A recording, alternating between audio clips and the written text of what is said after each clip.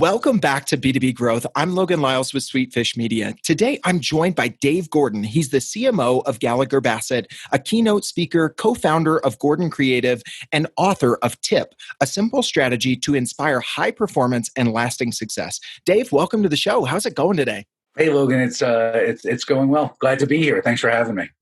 Thank you for making time to record a podcast episode in the middle of quarantine life. Whenever you're listening to this right now, everybody is dealing with things. I feel very fortunate to be, already a work from home homeschooling dad. So I feel like we're kind of two steps ahead, fortunately, through no effort of our own, but just circumstantially. Anyhow, appreciate that the time, even more so with the circumstances we're recording under right now, Dave. We're going to be unpacking some specific takeaways from your book. For context of the conversation, though, Dave, tell us a little bit about yourself, your background, and what you're up to these days. Sure. So I have a kind of a unique background. I went to Johns Hopkins originally. I was supposed to be a doctor. That lasted about a semester and a 28 average in chemistry. So I realized that was not my calling. And I actually ended up going into the writing seminars program there. So I did stay in the school and got a great opportunity to work with some fantastic professors, including some guest professors like Edward Albee, the Pulitzer Prize-winning playwright. Started acting a little bit there and caught the bug. And I spent 10 years as an actor in New York and LA until my third child was on the way. And my wife said it was time to get a real job. So I had some great success in commercials and voiceovers. But what I really found out was that to be an actor, you really have to be invested in being someone else. And I guess I was just happy being me. And so I went into the experiential marketing world and spent about 15 years there. And after not taking a single marketing class in college, really cut my teeth on what marketing experiences, branding was truly all about. So learned on the job and then started my own brand consultancy after about 15 years, which led me to being offered the position of global CMO for Gallagher Bassett, which is a third-party claims administrator. We're global and we handle claims all around the world. So we're part of the Gallagher organization, which is the fourth largest insurance brokerage. So yeah, it's kind of, I'm in insurance, never thought I'd be there. I'm in marketing, never thought I'd be there. I'm also a keynote speaker at conferences. I talk to interns all the time, and now I'm an author. I wrote my first book, which took me a while to get to, but yeah, I kind of have a unique background. So people will say, what's wrong with you? I always like to say there's just so much to do in the world. So why just do one thing? Oh, man, I love that. I felt, early on in my college days, just like, oh, I'm interested in this. I kind of like this. What should I do? And, I switched from international studies to journalism and all over the place.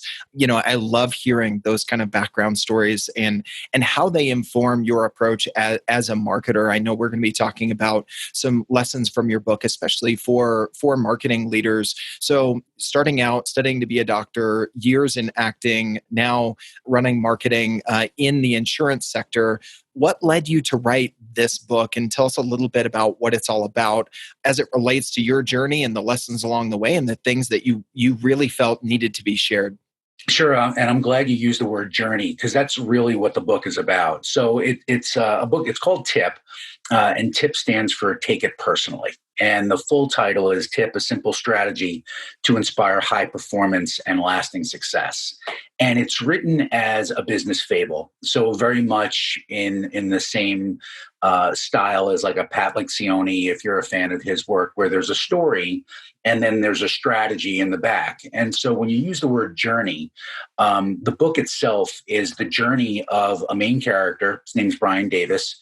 And Brian gets fired from his corporate sales job after 10 years in the business because the company is cutting red tape, going in a different direction. And so he finds himself without a job, with a young family, 3 kids, and not sure what to do with his life. And he ends up finding himself in a bar restaurant where the owner of the bar basically gives him a shot to make some extra cash working behind the bar.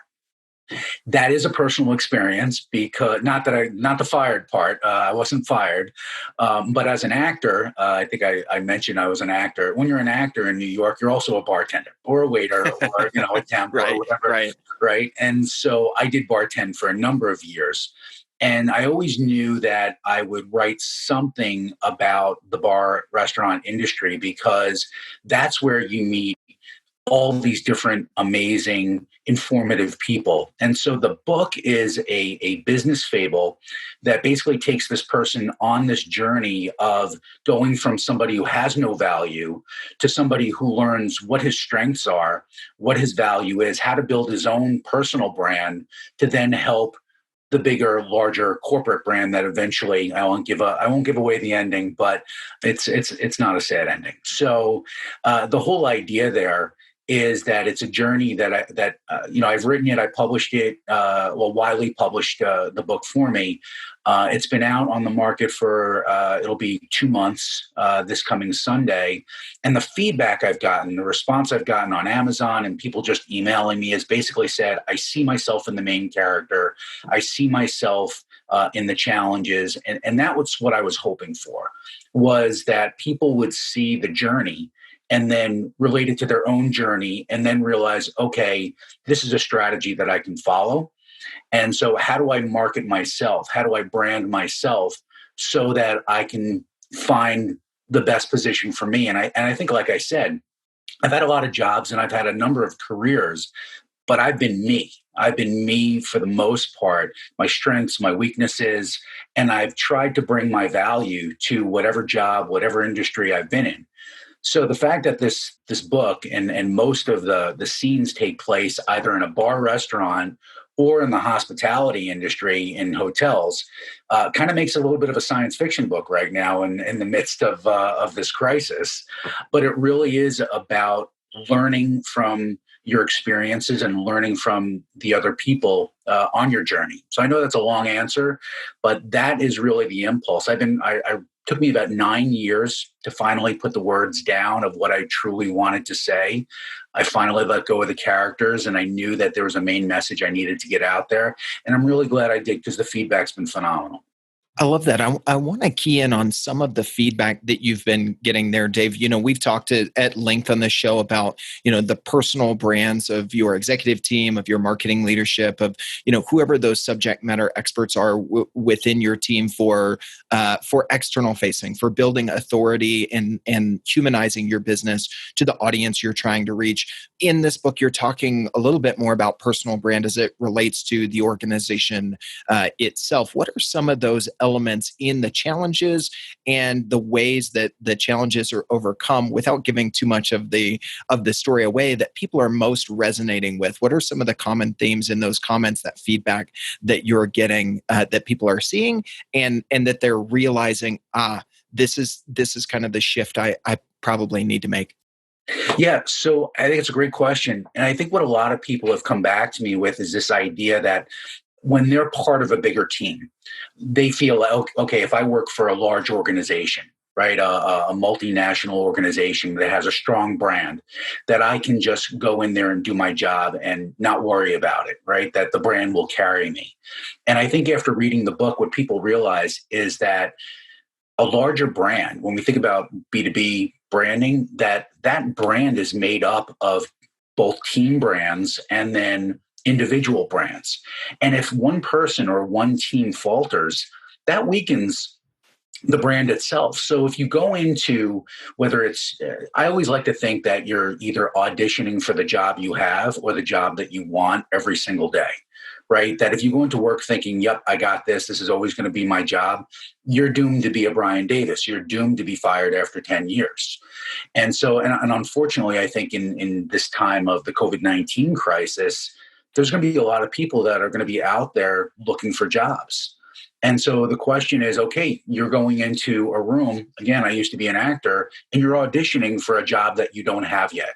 So you basically have to convince someone that you can do the job to help their brand, right? Whether it's their brand as a leader, their team brand. And I always like to think of it this way. I'll kind of get a little geeky with you. I always like to think of it in terms of Marvel Universe and the Avengers. So if you think of a personal brand, think of like Iron Man. Iron Man is a personal brand, right? You are Iron Man, whoever you are.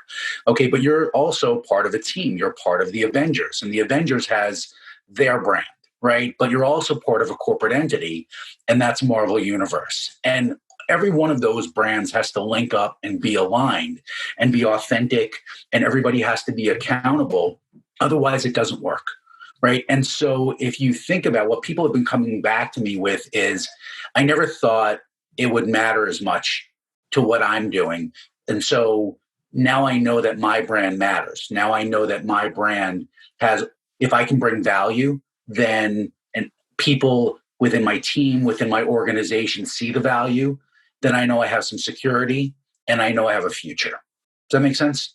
Yeah, that makes a ton of sense. I think that's a really nice segue, Dave, into, you talk a little bit about this action plan as you get into the strategy of the book. What are some of those things that we can kind of, to give folks a little bit of a taste and some of the key recommendations that you're making for folks as they make this unlock of, okay, it's about the unique value that I add to my team, how I go about that, how I communicate that, how I, present that if I am trying to find that next job, whether you're job hunting when you listen to this or whether you're looking for that next promotion or whatever the case might be. It's not just if you're job seeking, but it's very timely there. So tell us a little bit about some of the steps in the action plan that you recommend for B2B marketing leaders specifically. Sure. So the action plan I really refer to as your personal accountability plan. And if you really think about it, you are accountable for your own success. You're accountable for your brand. So there's really 4 steps, and it starts with your identity, right? Who are you and what do you stand for, right? And who do you want to help?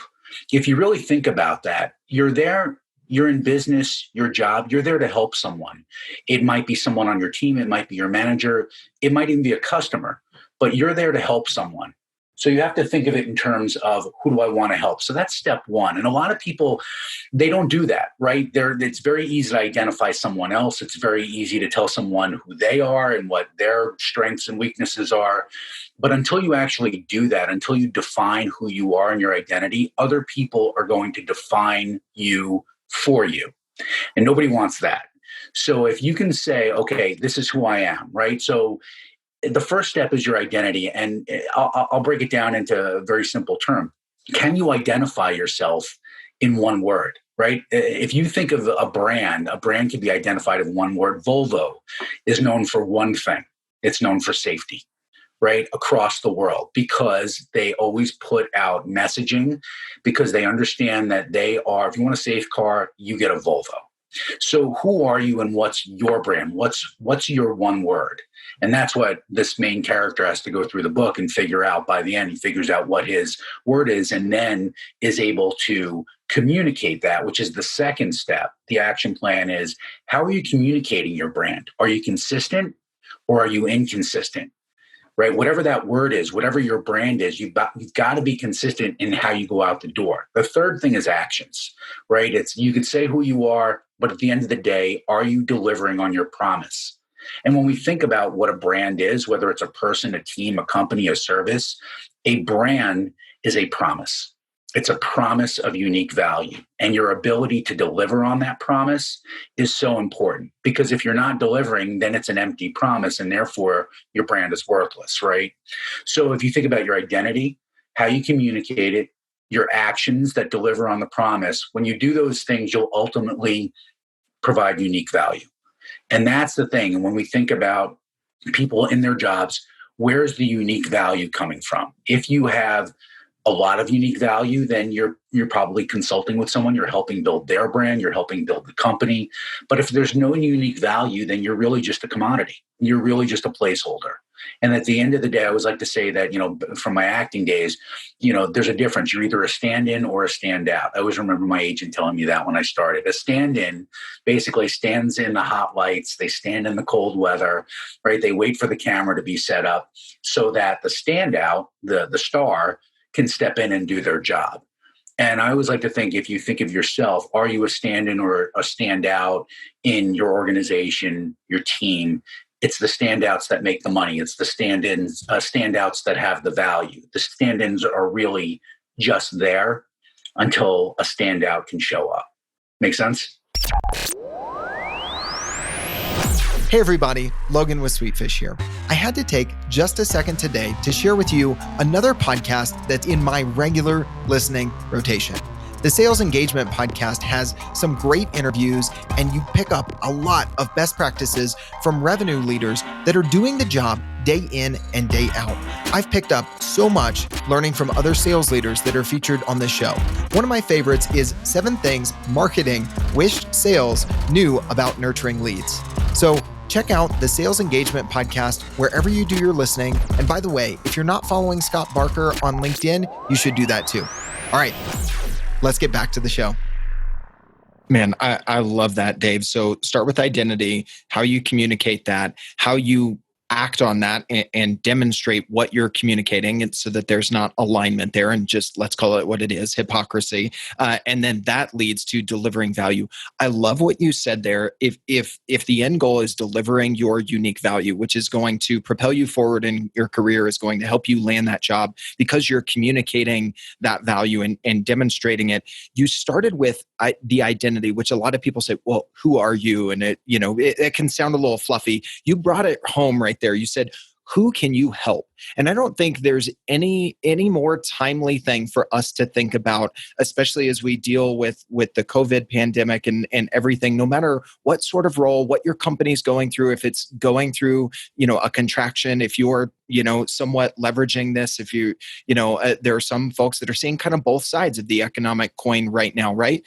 But if you focus on who you can help, one, that may open up new opportunities for your company. Say you're in marketing and, hey, we could really help this sector. And I think I have something there. Now I'm contributing to that messaging. Or, who can I help? Let's just talk on a personal level, right? When we get out of our own heads of, I'm stuck on day 10 of quarantine and, we only have this much toilet paper left and I'm sick of the family and we're cooped up, or whatever the case might be, even in small ways, personally and professionally, I want people to hear that, starting with who you are and who you're uniquely positioned to help through your gifts, your experiences, whether you started out as a doctor, went to an actor, became a bartender, became a marketer, whatever your story is, starting with who you can help, it is a great place to start. I have to camp out on that for a second. Dave, what do you have to add there? Yeah, no, I think you nailed something. In the book, I talk about that. I talk about having a purpose statement. And your purpose statement starts with, I help people. So if I asked you, what do you do? A lot of people would tell me their title. They tell me their job function, their industry. And what I've tried to get people to do is identify themselves by the people that they help. So if I say to you, what do you do? And you say, I help people blank, that's your purpose. So think about the people right nowadays where a lot of us are cooped up at home, but there are people who are still out there, nurses. Who are they helping, right? When you think about those essential job functions that you're allowed to move around. I'm from New York, and so a lot of New York is basically shut down, shelter in place. My son works for the news stations as a video editor, and so he can't do his job from home, so he has to go to work. Right. So his function is to help people be informed. And so when you think about how you help people, that is so important. And like I said, it drives your sense of purpose. So if you're just there for the paycheck, then you are basically, that's external motivation, right? You're not focusing on your purpose. And that comes back to, the idea for the book, which TIP, again, stands for take it personally. In the bar industry, what's a tip? And what's a tip? And when you sit there, you see these tip jars all over the place. And tip, people have always thought, stands for to ensure performance or to ensure promptness. Basically to say, hey, I've got, your tip in my hand and you better do a good job. Otherwise, you're not going to get any money. And that's where I think the idea came from, was when I was bartending, and my wife was also a bartender. That's how we met, actually. But we also had our day jobs. Mine was the acting. Plot thickens. Yes. Yeah, the plot does thicken. And she was in the corporate events business.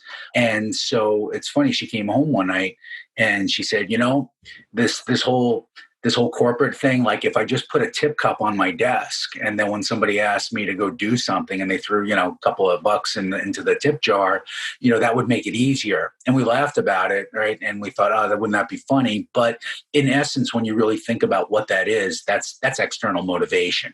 And that only lasts so long. And so when the title goes away and the paycheck goes away, why are you doing what you do? So when you think about take it personally, what you really should be taking personally is not what people say about you, because don't take it personally. That's not what we're saying here. It's more about take the experience of your customer personally. And your customer could be a patient if you're a nurse. Your customer could be your boss. It could be a client. It could be an entire industry that you're marketing to. So when you think about that, when you think about take it personally, it's take the entire experience of your audience personally. And when you do that, you're going to feel that sense of purpose and you're going to drive the messaging in a more holistic way so that audience feels like, yep, that person cares about me, cares about my experience. And isn't that what we're trying to do with any audience, is really make them believe that they really are the only person or the only company or the only team that we care about at that moment. Yeah, absolutely. I was just thinking on a walk last night about, how I was writing copy for an email that was going to go out to several customers. And instead of pulling up my template software or a Google Doc or something, I opened the Compose window and literally started it to one customer and wrote it like it was just to that one individual. And that helped me write it so that it could go out to multiple, but it was written more personally. So just kind of an aside there, but I love what you're saying, Dave, and starting with who you serve, how that leads to your personal brand. As fluffy as that might sound to some folks, and I know it's been talked about a lot in marketing, but I love the twist that you've kind of given to it today, especially in light of everything that's going on. It also aligns with a lot of the things that we're trying to share from our own brand experience here at Sweetfish. One of our core values is own the result, which aligns with your take it personally. It means, okay, I'm not just responsible for the action. I'm responsible for the result. Did we launch that podcast on time? Is our customer show successful? Do they feel prepared to host their podcast interview or whatever? Now, that's very granular and very down to what we do, but I see that. So just want to connect kind of the high level to where the rubber meets the road for us here at Sweetfish. And we are on a mission to help to inspire people to own their careers, because one of the stats that we have seen is that, you spend 90,000 hours of your life in the current environment at work. And so many people don't have ownership of their careers. They feel like they don't have control. And at the very least, they don't even necessarily like it. So, whatever the factors are, whether you're finding yourself in a job hunt right now, or you're finding yourself in a job that you don't like, or whatever the case is, I hope that, what you're sharing here, Dave, today is going to help folks be able to take that ownership of their career. So thank you so much for doing your best to inspire folks today and take next steps. Any parting thoughts on next steps for folks that you want to leave them with today, Dave? Yeah, I think it starts with how they view themselves. When I first went into the insurance industry and I walked into a room and I asked people what they did, a woman who was an adjuster for claims kind of shrugged, and I said, "What do you do?" And she goes, I'm just an adjuster." And that term "justa" made it into my book. When you describe yourself as just a something, I'm just a salesperson, I'm just, a nurse, I'm just whatever you are, what you're doing is you're devaluing yourself. And I see it all the time and I hear it all the time. And I speak a lot to young talent as well when they're starting out in the industry. I'm just an intern, I'm just an assistant, right? And no, you're not. You're a valuable piece of the puzzle. You wouldn't be there if you weren't valuable. So the question is, how do you make it more valuable? And I think if I could leave today with anything, it's that you are in control of branding and marketing yourself, your team, and your organization. I have a good friend who's the risk manager for the Cheesecake Factory. And he likes to say, you are never not a representative of your company. So if you think about it, you're never not a representative of your company, your family, your community, your friend circle. So if you go out the door every day launching yourself out of bed with that one word of your promise that you're supposed to make to someone, then you're going to live an authentic and aspirational life. So don't be a justa, right? And try to be a representative of all the things that you value most. And in return, they'll value you back. Man, I love that, Dave. Don't be a just to wrap things up for folks today. Those 4 steps: identify your identity, which is not just about who you are and your traits, but who you serve. Again, I can't hammer that home enough. 2, how do you communicate it? How do you then take the next steps with action? And then how do you deliver that unique value? So those 4 steps, I think, whether you're trying to take ownership of your career, you're trying to build your personal brand as part of that career journey, or as part of what you're doing as a marketer, whatever the case is, I think those 4 steps apply. Dave, thank you so much for joining us on the show today, especially as we're podcasting from quarantine life right now. In that vein, what are some digital ways that people can engage with you? I know you're not doing as many, public speaking gigs, at least for the foreseeable future. Things have pushed a little bit. What's the best way for folks to get in touch with you right now? Social handles or any contact information you want to share? Yeah, so the easiest way to get in touch, obviously, you can go to the website, davegordon.net. Is the easiest way to see all the stuff that I'm doing and I talk about. My social handle is Dave Gordon _9. You can find me on Twitter. You can find me on LinkedIn, Instagram. And my email address, if you want to contact me directly, is dave@gordoncc.com. So those are the easiest ways to get a hold of me. If you want to talk about your brand, you want to talk about your organization, how to be a better brand person, better marketer. I love this stuff. I love helping people identify and communicate their unique value to build stronger personal team and corporate brands. That's my purpose statement. That's what I do. I love it. We come back to helping and purpose statements just to wrap it up with a nice little bow. Dave, thank you so much for joining me on the show today. Thanks, Logan. I hate it when podcasts incessantly ask their listeners for reviews, but I get why they do it, because reviews are enormously helpful when you're trying to grow a podcast audience. So here's what we decided to do. If you leave a review for B2B Growth in Apple Podcasts and email me a screenshot of the review to james@sweetfishmedia.com, I'll send you a signed copy of my new book, Content-Based Networking, How to Instantly Connect with Anyone You Want to Know. We get a review, you get a free book. We both win.